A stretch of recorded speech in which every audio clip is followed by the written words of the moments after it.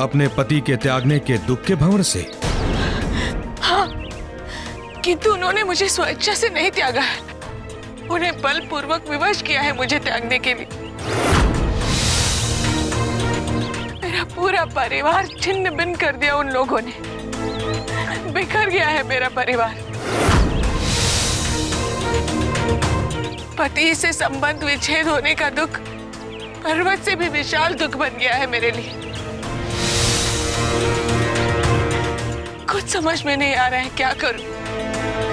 सब कुछ नियंत्रण से बाहर हो गया है, असंतुलित हो गया है।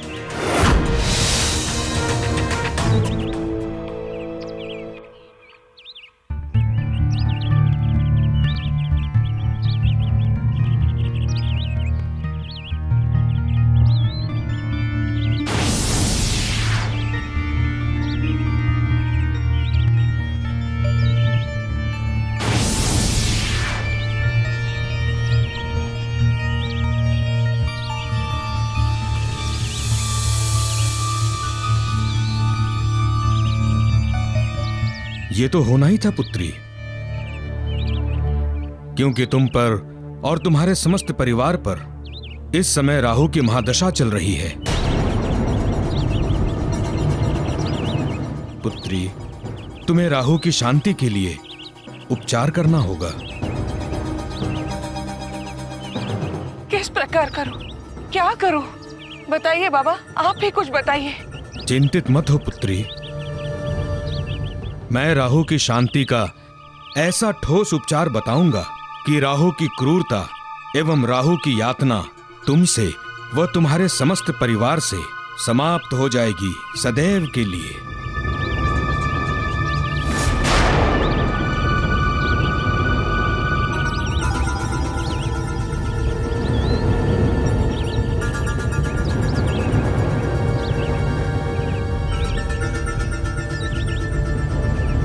पुत्री, ये 2 अभिमंत्रित श्रीफल हैं। इन्हें राहु मंत्र के जाप के साथ बहती नदी की जलधारा में प्रवाहित कर देना। इसके साथ ही तुम्हारे समस्त दुख, समस्त कष्ट प्रवाहित हो जाएंगे।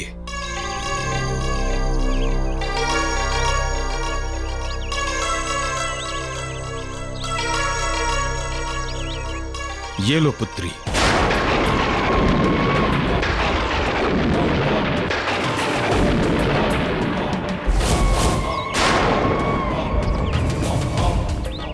बहुत बहुत उपकार बाबा, जो आपने इस दुखियारी पर कृपा की। मेरी कृपा दृष्टि तुम पर सदैव बनी रहेगी पुत्री। जा, तेरा कल्याण हो।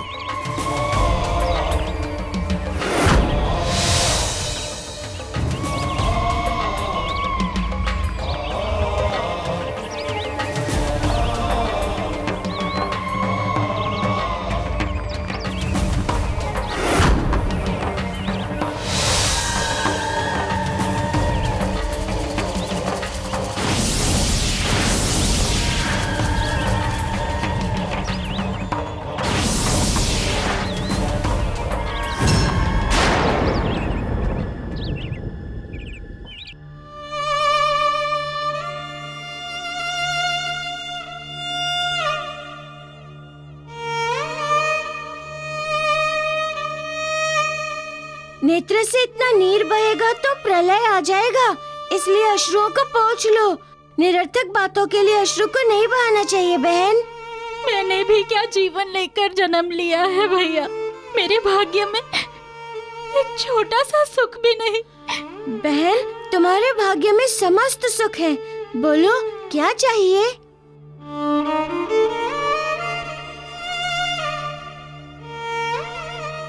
एक हाट देखने तो जा नहीं सकी, और किस सुख की अपेक्षा करूं?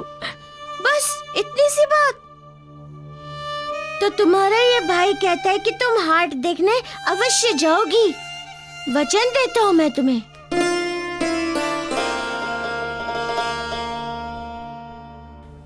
सच भैया, यदि ऐसा हुआ तो मैं बचपन के बाद अभी ही देखूंगी हाट।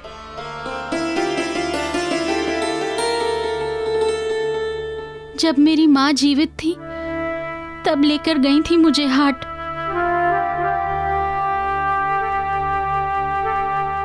अब से तुम वो सब देखोगी, वो सब करोगी जो तुम चाहोगी। अब तुम्हारी प्रत्येक इच्छा पूर्ण होगी बहन। नहीं भैया, मैं नहीं जा सकती हाट। क्यों? क्यों नहीं जा पाओगी हाट? क्योंकि मेरे पास अच्छे नूतन वस्त्र नहीं हैं।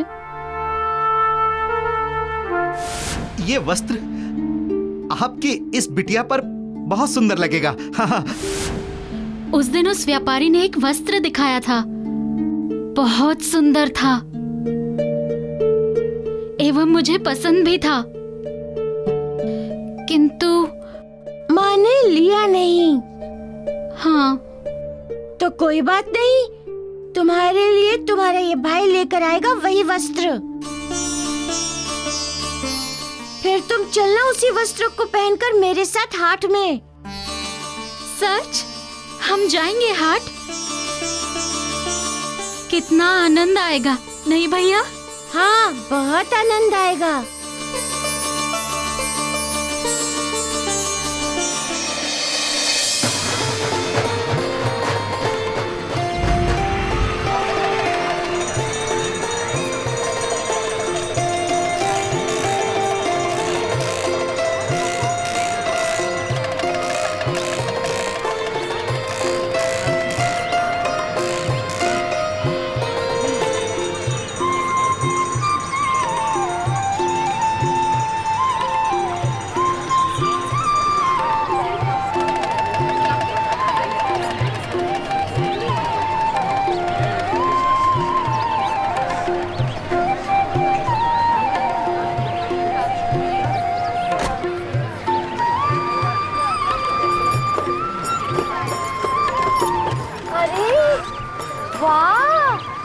अरे पुत्रियों, ये हाट है। यहाँ नाना प्रकार के लोग आते हैं। व्यवहार ऐसा शालीन रखो कि लोग तुम में राजकुमारी की झलक देखें। तभी तो कोई राजकुमार अथवा नगर क्षेत्र का पुत्र तुम दोनों को और विवाह का प्रस्ताव रखेगा। माँ, ये सब हमें घूर क्यों रहे हैं? घूर नहीं रहे हैं पुत्रियों, प्रसन्न हो रहे हैं।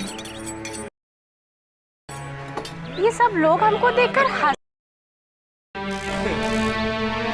हाँ माँ, मैंने भी अनुभव किया है। क्या कुछ अप्रिय है? अरे नहीं नहीं पुत्रियों, तुम्हें भ्रम हो रहा है। लोग हंस नहीं रहे हैं, तुम्हारी सुंदरता को देख के प्रसन्न हो रहे हैं। बिल्कुल सही कह रहे हैं आप।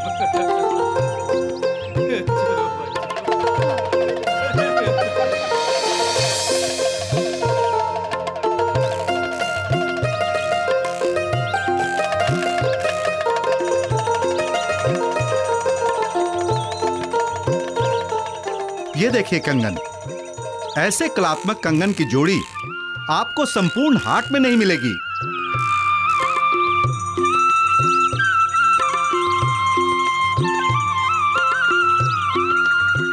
अत्यंत सुंदर है। इसे मैं ले तो लूं, किंतु पहनाऊंगा किसे? इतने सुंदर कंगन के लिए एक सुंदर कलाई का होना आवश्यक है।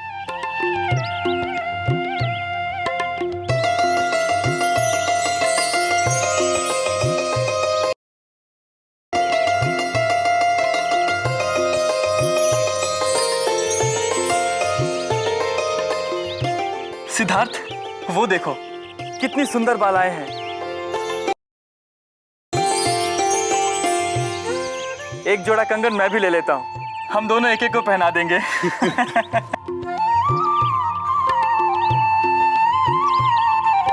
तुझको पहनाना है तो पहना दे, किंतु मैं ये कंगन उसी को पहनाऊंगा जो वास्तव में परी समान है।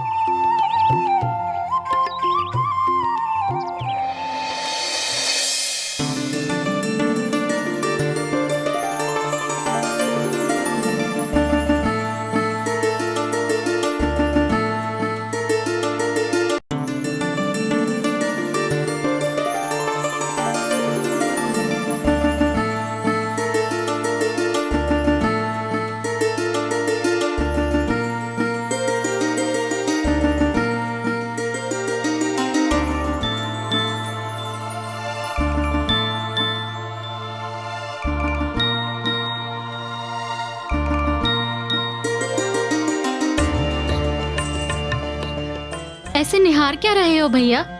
स्वर्गलोक से उतर कर आई अपनी बहन को। बिल्कुल अप्सरा लग रही हो तुम। अप्सरा?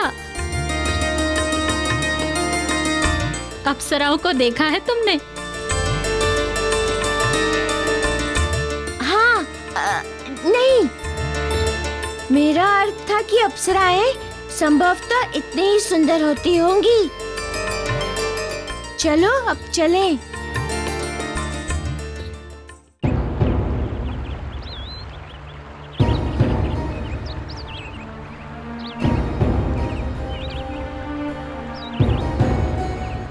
ये तो मेरे भाग्य अच्छे कि इतने पहुंचे हुए बाबा मिल गए। ऐसे संत विरले ही मिलते हैं जो व्यक्ति को देखकर सब कुछ जान जाते हैं।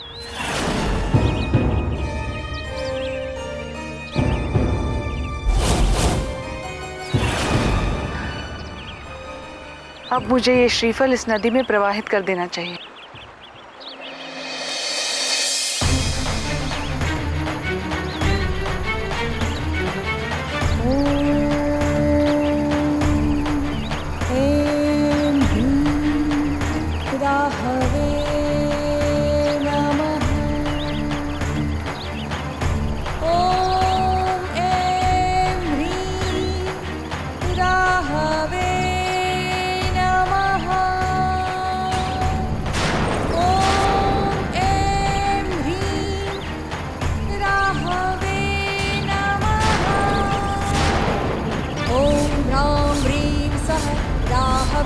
नमः। ॐ ह्रां ह्रीं सः राहवे नमः। ॐ ह्रां ह्रीं सः राहवे नमः। ॐ ह्रां ह्रीं सः राहवे नमः।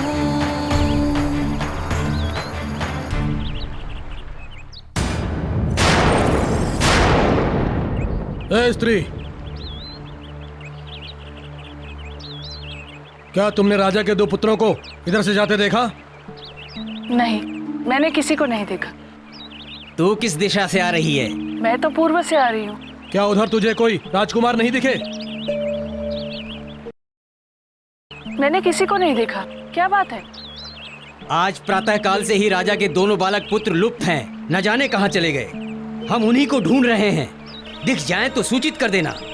जी अवश्य, मैं कर दूंगी सूचित।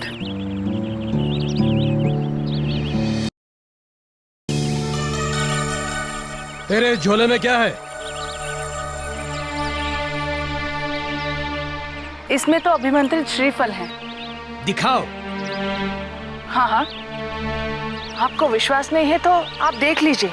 इसमें श्रीफल के अतिरिक्त आपको कुछ प्राप्त नहीं होगा।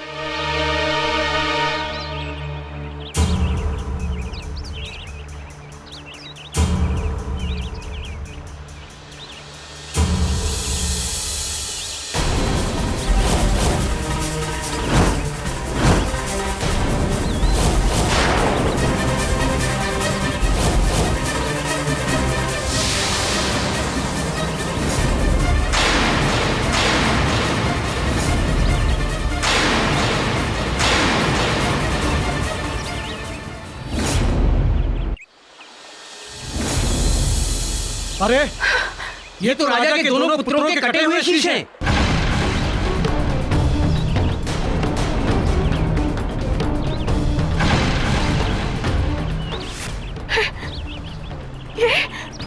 ये कैसे हो सकता है? इसमें तो श्रीफल ही थे। फिर ये कैसे संभव है? झूठी, हत्यारी, डायन, ये क्या किया तूने? तू इन्हें नदी में प्रवाहित करने जा रही थी। तूने जघन्य अपराध किया, दुष्टा, भयंकर अपराध। तूने हमारे भावी सम्राट की हत्या की है। तेरा ये अपराध क्षमा योग्य नहीं है डायन। बता, किस मंत्र की सिद्धि हेतु तूने हमारे युवराज के शीश काटे? नहीं, मैं सच कह रही हूँ, मेरा विश्वास कीजिए। मेरे इस झोले में बाबा के दिए हुए 2 श्रीफल थे। मैं स्वयं नहीं जानती कि इन श्रीफल के स्थान पर ये बालक के 2 शीश कैसे आ गए।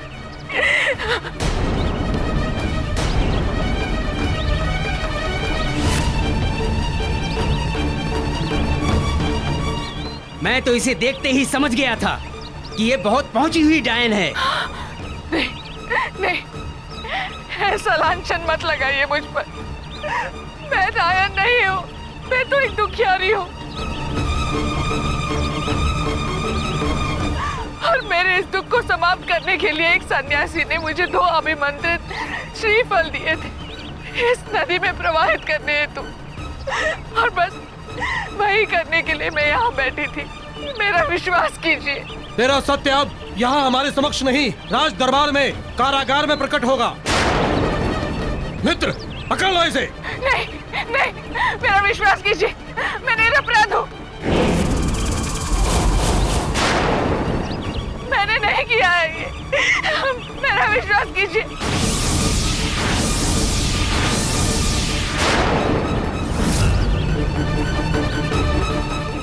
निरपराध हूँ। मेरी बात तो सुनिए। मेरी बात तो सुनिए। मैंने कुछ नहीं किया।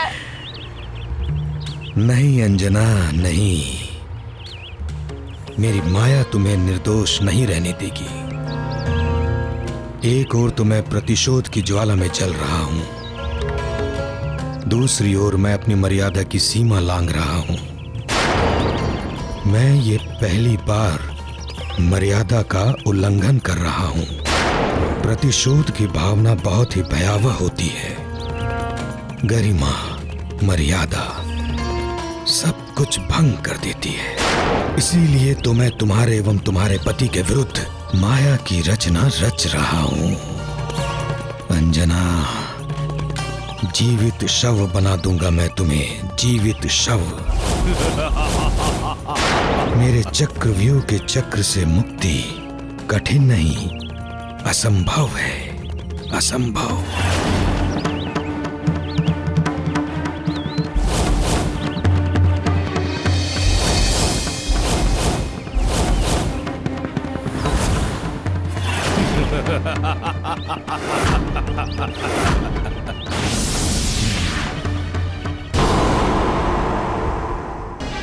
हाँ, अब मुझे ही कुछ करना होगा। मैं बात करूंगा राहु से, रोकूंगा उसे ये महा अनर्थ करने से। पर देवर्षि, यदि पूर्व की भांति इस बार भी राहु ने आपकी बात नहीं मानी तो ये राहु के जीवन का अंतिम अपराध होगा।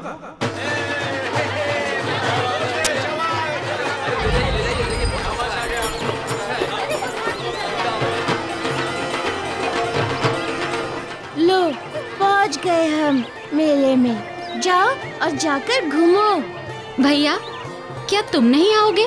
नहीं, तुम स्वच्छंद होकर स्वयं घूमो, आनंद लो, हर्ष मनाओ। तुम्हारी माँ एवं तुम्हारी बहनों का ध्यान रखूंगा। अब जाओ और घूमो। ठीक है।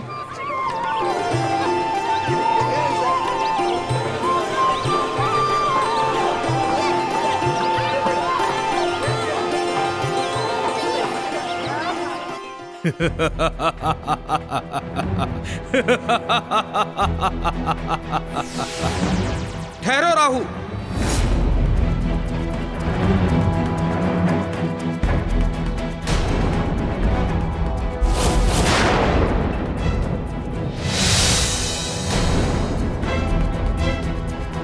नारद मुनि, आप? हाँ राहु, तुम अपनी मर्यादाओं का उल्लंघन कर रहे हो। जानता हूं। जानते हो, उसके पश्चात भी ऐसा अमर्यादित कार्य कर रहे हो तुम। हाँ, कर रहा हूं। लेकिन क्यों? क्योंकि एक ग्रह होने के नाते ग्रह की सीमा, उसकी गरिमा, उसकी मर्यादा सब कुछ जानता हूं मैं। किंतु मैं क्या करूं? उस दुष्ट मारुति के भूल ने मुझे प्रतिशोध से भर दिया है, और ऐसा मैं तब करूंगा जब कोई हनुमान मेरी शक्ति का उपहास कर मेरे मार्ग में बाधा बनने का दुस्साहस करेगा। तब नारायण नारायण। किंतु प्रभु हनुमान ने तुम्हारे साथ जो कुछ भी किया, धर्मानुगत किया, और तुम जो कर रहे हो वो पाप है, घोर पाप। नारद मुनि, आज जब अंजना पर संकट आया तो मैं घोर पाप कर रहा हूं। मैं पापी बन गया। उस दिन कहां थे तुम जब उस हनुमान ने मेरे सूर्य को ग्रहण करने के अधिकार का हनन किया था? कहां थे तुम? एक बात और कान खोल कर सुन लो नारद मुनि। अब ये राहु निश्चित करेगा कि उसे क्या करना है और क्या नहीं करना। राहु अपने अधिकार का निर्धारण स्वयं करेगा, स्वयं। एक बात तुम मेरी भी सुन लो। यहां से तुम्हारे अपराधों की गणना समाप्त होती है। यह तुम्हारे जीवन का अंतिम अपराध होगा। किंतु तुम्हारे सर्वनाश का प्रथम, क्योंकि जिस अंजनी पुत्र हनुमान के साथ तुमने शत्रुता की है, जब उसे इस सत्य का पता चलेगा तो वो तुम्हारे अस्तित्व को ही समाप्त कर देगा। नारायण नारायण।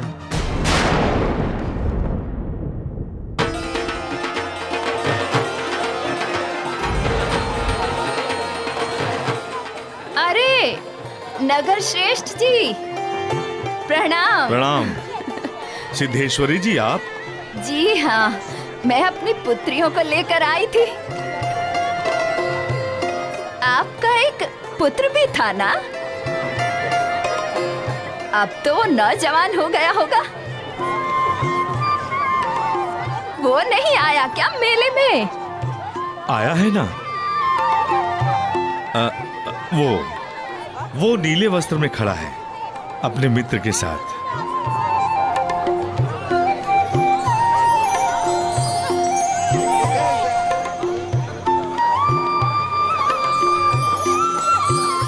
बहुत सुंदर युवक है। काश इससे मेरी पुत्री का विवाह हो जाता। गंगा नहा लेती मैं।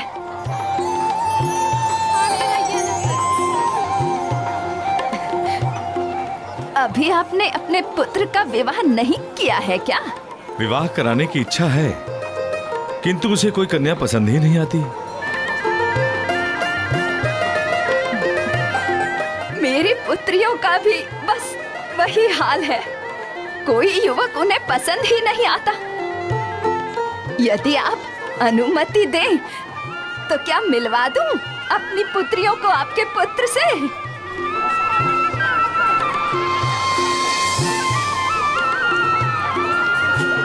हाँ हाँ, क्यों नहीं। पुत्रियों,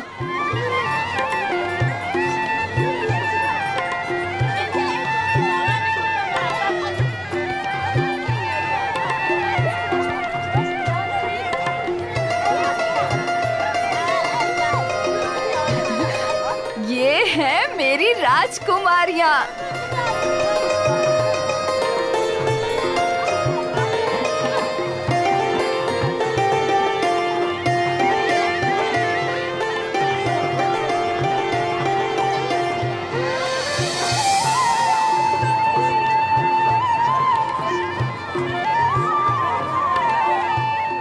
एकदम सही जोड़ी लगेगी मेरी पुत्री एवं आपके पुत्र की।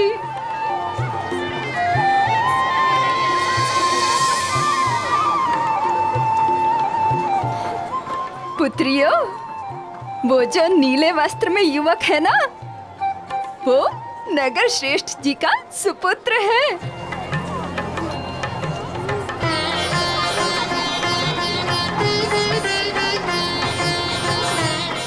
समझ गई ना? जाओ, जाकर परिचय कर लो। जाओ जाओ जाओ।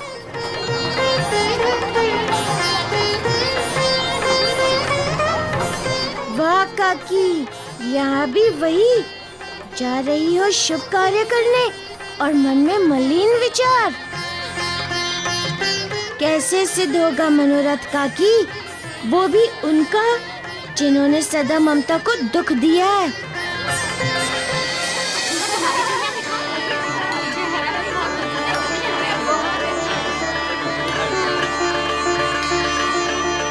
सिद्धार्थ, यहाँ इस मेले में एक से एक सुंदर नवयौवना आई हैं, और एक तुम हो कि पलक उठा के किसी को देख ही नहीं रहे। क्योंकि यहाँ कोई देखने योग्य नहीं है मित्र। कोई सुंदर नहीं है। मेरे लिए सुंदरता का अर्थ है जिसके नैनों में मैं देखूं तो संपूर्ण संसार सुंदर दिखाई दे। समझ गया, तुम परियों की बातें कर रहे हो जो तुझे मिलने से रही। सिद्धार्थ, तू एक काम कर। क्या? मैं तुझे एक कमंडल और चिमटा लाके देता हूँ तथा साथ में हिमालय जाने का मार्ग भी बता देता हूँ। तू वहीं जाकर धुनी रमा दे भैया। इस संसार योग्य प्राणी तू मुझे अब नहीं लग रहा।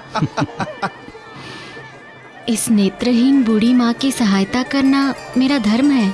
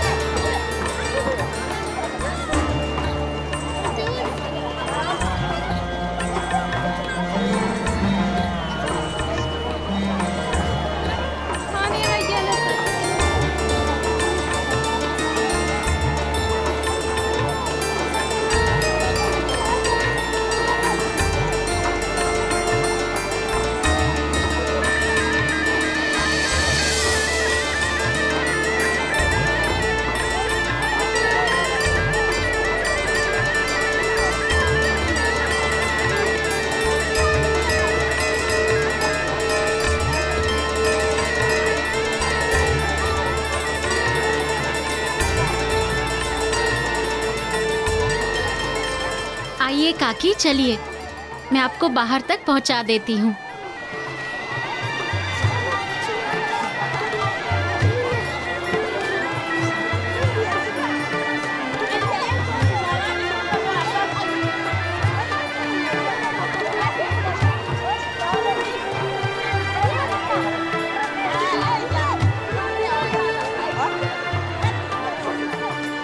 क्या हुआ?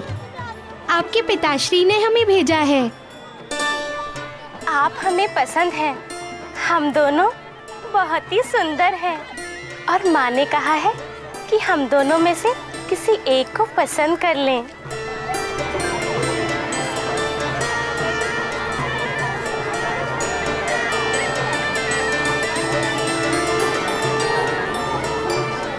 प्रतीत होता है कि पसंद की बात को सुनकर लज्जा गए, किंतु हम भी छोड़ने वाले नहीं हैं।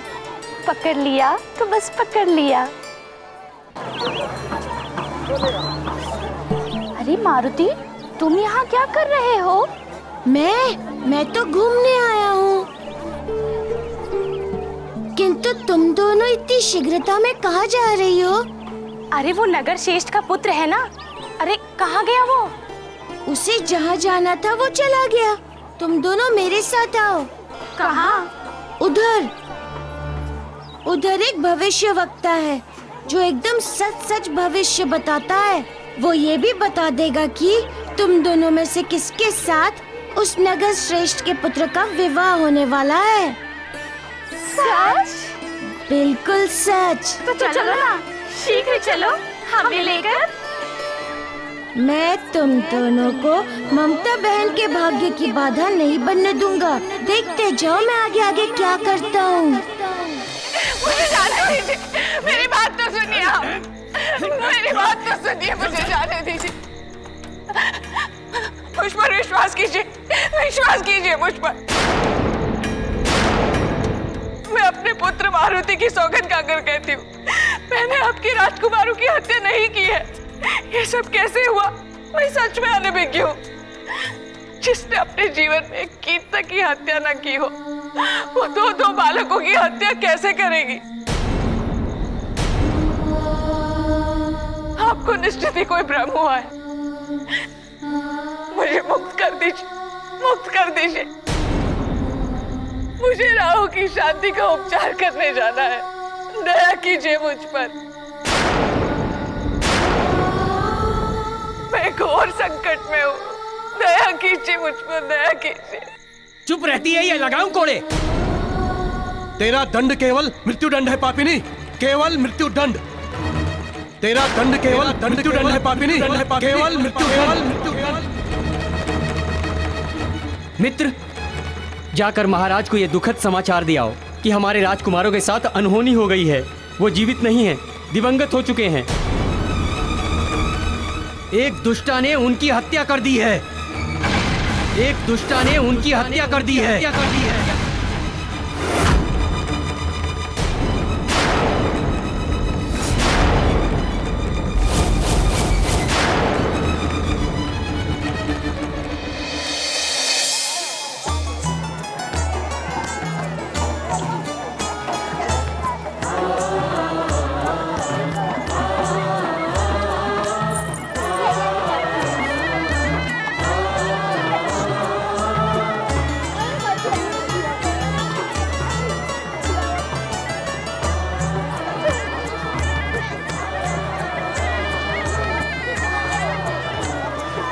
ये देखो पुत्री,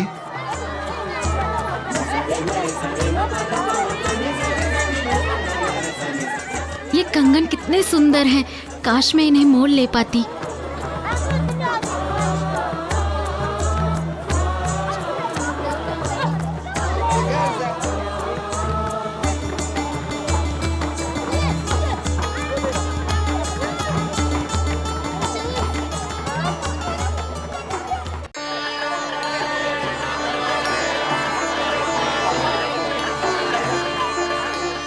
बहुत ही सुंदर लग रहे हैं ये कंगन आपकी कलाई में। इन हीरो की खूबसूरती और भी बढ़ गई है आपकी कलाई में आकर। ले लीजिए। नहीं नहीं, मुझे नहीं चाहिए ये कंगन। मैं तो बस यूं ही।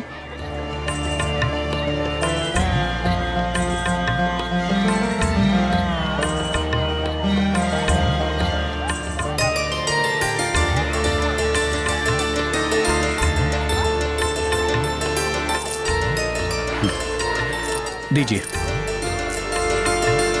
सुनिए, सुनिए तो सुनिए, आपसे कुछ बात करनी है।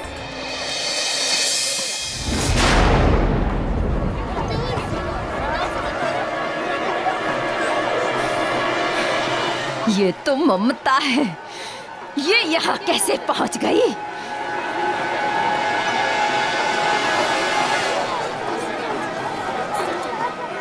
ये प्रधान जी का पुत्र, ये सभागी के पीछे। ये तो मेरी पुत्रियों के पीछे होना चाहिए था। ये तो अनर्थ हो रहा है। कहाँ है मेरी पुत्रियां? कहाँ है? क्या करूं भगवान? कहाँ ढूंढूं मैं अपने बच्चों को? देवी, आप धीरज रखिए, हमारे पुत्र आ जाएंगे। हमने सैनिकों को उन्हें ढूंढने के लिए भेजा है। वो बस उन्हें लेकर आ ही रहे होंगे। महाराज की जय हो। सैनिक, तुम आ गए? हमारे पुत्र कहाँ हैं? आ गए हमारे पुत्र। कहाँ हो पुत्रो? अपने माँ को छोड़कर कहाँ चले गए थे? सैनिक, हमारे पुत्र दिखाई क्यों नहीं दे रहे हैं? हमारे समक्ष वो क्यों नहीं आ रहे हैं? महाराज, हम अपने राजकुमारों को जीवित नहीं ला सके।